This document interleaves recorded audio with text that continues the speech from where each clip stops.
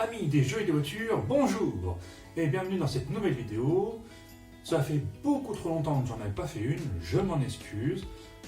Les événements dans ma vie ont fait que je n'avais pas de temps de me consacrer.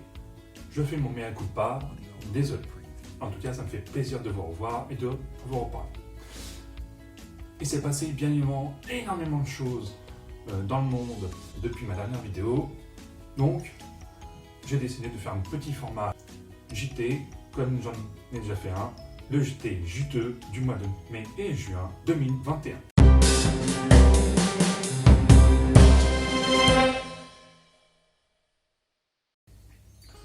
Au sommaire, je vais vous parler du sport auto, bien évidemment, avec la Formule 1, le WRC, l'IndyCar, l'Extreme E et un peu de moto, bien évidemment, parce qu'il s'est passé des choses plus ou moins joyeuses. On a également parlé de jeux, bien évidemment, jeux vidéo et jeux de société et jeux de cartes. Commençons tout de suite dans le vif du sujet, le sport auto.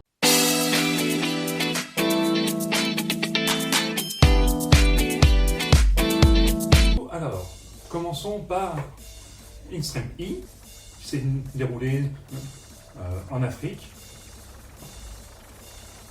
Je ne reviendrai pas sur toutes les polémiques sur le fait que ça soit écolo, machin et compagnie, et que, mine de rien, la logistique derrière, ça ne m'intéresse pas. Ce qui m'intéresse, c'est ce qui s'est passé durant la course. Eh bien, les qualifications se sont plutôt bien passées. C'était vraiment très intéressant à voir. C'était très rude. Ça se tape très fort. C'est très intéressant à voir, vraiment. Malheureusement, cette course s'est mal finie, c'est-à-dire que la finale, encore une fois, a été extrêmement décevante. C'est comme ça. J'espère que la prochaine sera plus intéressante, mais en tout cas, là, ça fait quand même 2 finales d'affilée. Pas très intéressantes. Bon, passons à WRC. WRC, il y a eu 3 courses depuis la dernière vidéo. Il y a eu une course au Portugal, en Italie et la dernière au Kenya.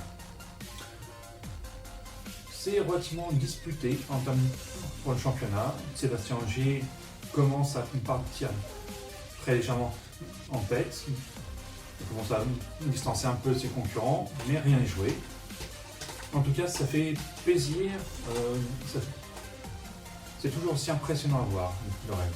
En tout cas, moi, ça m'a toujours foutu les jetons pour eux, franchement.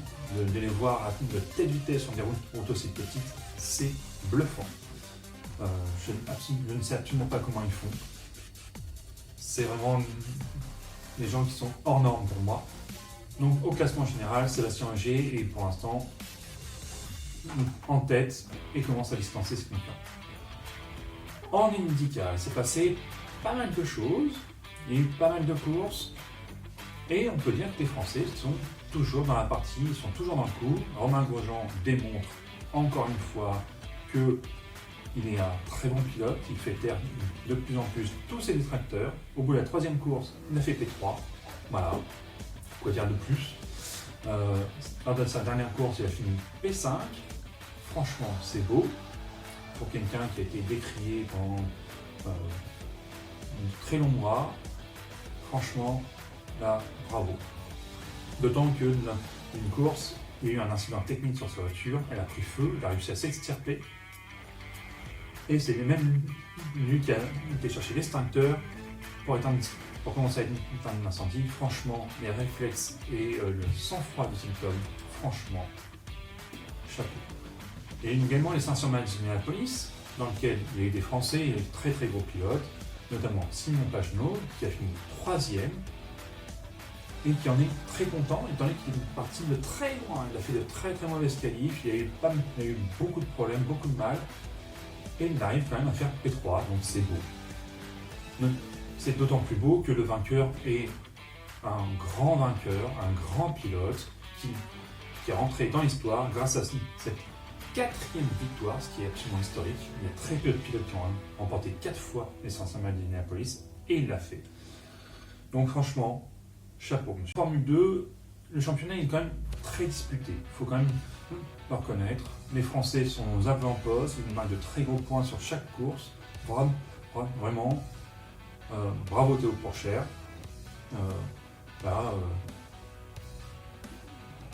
C'est une belle saison. Oui, il n'est pas en tête, largement pas, mais il est là. Et il fait une très très belle saison en Formule 2. En MotoGP, les Français survolent la compétition. Voilà, je ne peux pas nous dire autrement. Que ce soit Fabio Quartararo ou Juan Zarco, vraiment bravo. Franchement, les mecs faites un boulot qui est absolument incroyable. C'est impressionnant, d'autant que il y a toujours des incidents, il y a toujours des chutes. Quartararo a chuté, mais il a réussi sans grande gravité, heureusement. On ne peut pas en dire autant d'un jeune pilote qui a fait une chute absolument incroyable, mais en tout cas horrible et désastreuse en Moto 3 lors d'une séance de qualif. Accident qui a été mortel pour lui. Donc toutes mes pensées vont vers ce jeune pilote de 19 ans, talentueux. Vraiment représenté Jason Pasquier. C'est toujours triste de mourir à cet âge-là. Bien sûr, on pourra toujours dire c'est les risques du métier, ceci, cela, mais quand même.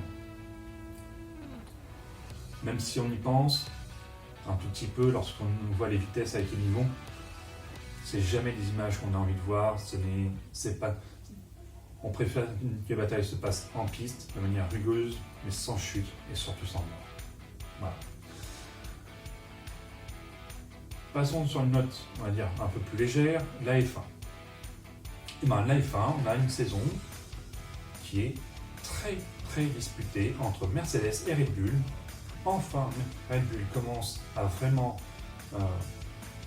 attaquer Mercedes et même depuis quelques courses à distancer au championnat Mercedes. Red Bull a réussi à passer devant Mercedes. Et Mercedes, du coup, est obligé de passer un peu à la vitesse supérieure. Il y a eu 5 GP où les Français ont été plutôt bons, que ce soit Pierre Gasly, Esteban Ocon ou même Alpine avec Alonso.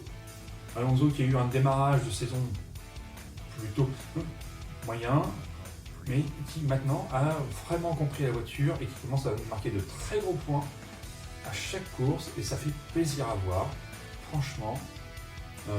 Certains ont douté d'ailleurs. Et ben là, il commence à faire taire pas mal de critiques. Que dire de la saison de Pierre Gasly, si ce n'est qu'il a encore fait un podium et qu'en séance de qualif, il est absolument brillant. Ça se concrétise toujours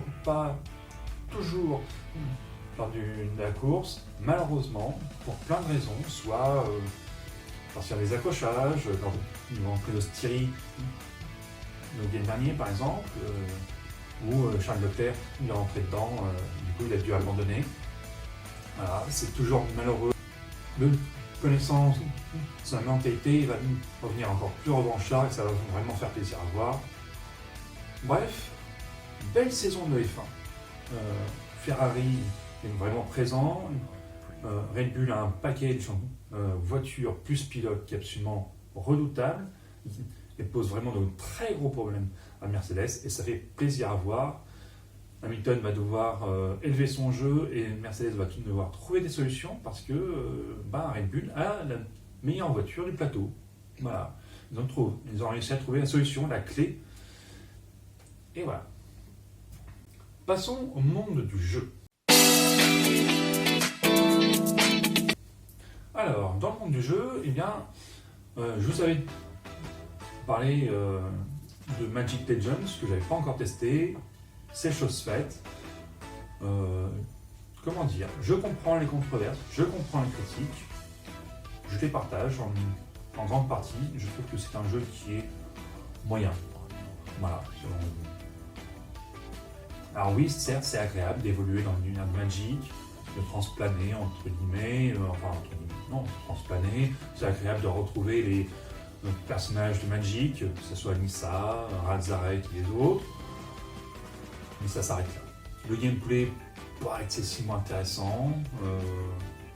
Le lien avec le jeu de cartes, pas aussi clair que ça devrait l'être. Et le jeu n'est pas non plus époustouflant de graphisme. Bref, je comprends les critiques et je les partage. Après, le jeu n'est pas désagréable, il est agréable à jouer. Mais de la part de Wizards of the Coast, de la part des développeurs, et vu l'argent et qui est derrière le jeu, finalement, on pouvait s'attendre à mieux. Bref, passons à autre chose. Il y a eu relativement peu de sorties en termes de jeux vidéo. Il y a eu quand même l'E3 avec son lot d'annonces, que ce soit indépendant ou gros jeu. Attendons de voir la sortie de ces jeux, parce qu'en général, on est relativement déçu entre les annonces faites et le jeu réel. C'est en général le cas. Vous me direz dans les commentaires si j'ai tort, mais en général, Watch Dogs, voilà, enfin, la liste est longue. En termes de jeux de société, alors là, il y en a eu une ribambelle pour tous les jeux, pour tous les styles de jeux, pour tous les âges, pour tous les publics et pour tous les univers. Alors là, je vais être obligé de lire mes notes parce que la liste est relativement longue, même si elle n'est pas exhaustive. Alors, il y a eu Memo Robots, King Crush, Mysterix, Hit, Pour le Roi et Moi, Aqualine, Le Projet, Happy City, Pendulum, Trésor légendaire, Dream Quest, Jekyll et Hyde, Rajas of the Ganges, Merchants of Dunwang, etc., etc., etc. Je vous laisse aller à la FNAC ou dans les magasins de jeux spécialisés. Ils se feront un plaisir de vous conseiller et de vous renseigner. En ce qui concerne les jeux de cartes, il y a eu une petite extension pour Keyforge, qui est un petit jeu relativement sympathique, qui allie on va dire, petit jeu de plateau et jeu de cartes. Vraiment, c'est relativement sympathique. J'ai commencé à m'intéresser un peu à la mécanique du jeu et je la trouve plutôt bien faite, c'est plutôt sympathique. Il y a également dans les jeux de cartes, bien évidemment, Magic, qui a sorti une nouvelle extension d'une format standard, relativement, dont le design est relativement sympathique. L'Académie des Mages, un petit clin d'œil, voilà, je cherche le mot, à Poudlard et d'Harry Potter. On intègre une Académie des Mages et on choisit la maison, enfin bref. Gros clin d'œil à Harry Potter, mais c'est agréable. Il y a eu également la sortie d'une boîte et de paquets pour le format moderne. Ils nous en sortent souvent, c'est toujours agréable. Il y a eu évidemment des formats commandeurs et tout ça.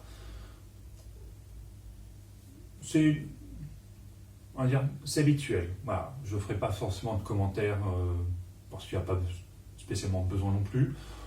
Je vous ferai part dans une future vidéo de mon ressenti sur le format papier actuel dans Magic. Le format numérique c'est autre chose, mais voilà, je vous ferai part de mon ressenti sur le format papier.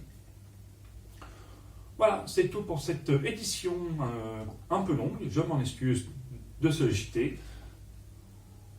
Je vous donne rendez-vous pour une prochaine vidéo. Ciao!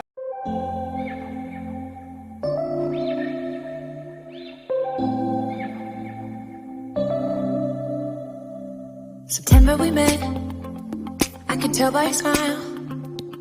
You hadn't been with a good girl like me in a while. Yeah, you were impressed, couldn't leave me alone. Text me every time that you pick up the phone. And I had control in the driver's seat, but my hands are slipping off the wheel.